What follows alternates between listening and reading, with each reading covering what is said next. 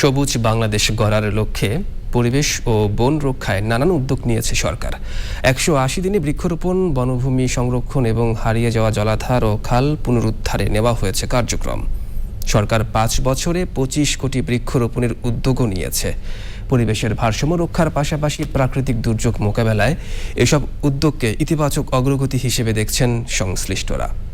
বিস্তারিত মাহবুব মুর্শিদের রিপোর্টে। পরিবেশ রক্ষায় সবচেয়ে বড় উদ্যোগগুলোর একটি বৃক্ষরোপণ। দেশের বিভিন্ন এলাকায় ব্যাপকভাবে গাছ লাগানোর পাশাপাশি রোপণ করা গাছের পরিচর্যা ও সংরক্ষণেও গুরুত্ব দেওয়া হচ্ছে। সরকারের প্রথম 180 দিনে নতুন করে সবুজায়নের মাধ্যমে বাড়ানো হচ্ছে গাছের আচ্ছাদন।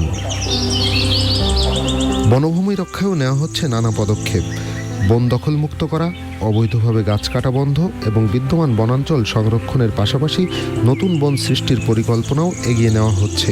এতে দেশের বন ও জীববৈচিত্র্য রক্ষায় তৈরি হচ্ছে নতুন সম্ভাবনা। টোটাল বনভূমি কোথায় কোথায় জবরদখল আছে এবং কারা কারা জবরদখল করেছে সেই তালিকা কিন্তু আমরা ইতিমধ্যেই করে ফেলেছি।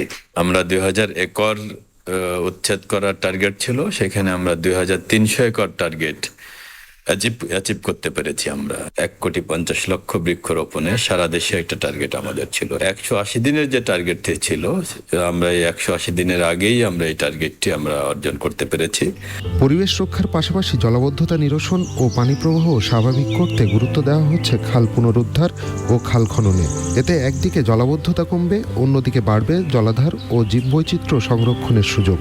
বৃক্ষরোপণ, বৃক্ষ সংরক্ষণ ও পুনরুদ্ধার হওয়া খালের পাড়ে বৃক্ষরোপণের মতো কার্যক্রমের মধ্য দিয়ে পরিবেশ বান্ধব উন্নয়নের পথে এগিয়ে যাওয়ার বার্তা দিচ্ছে সরকার।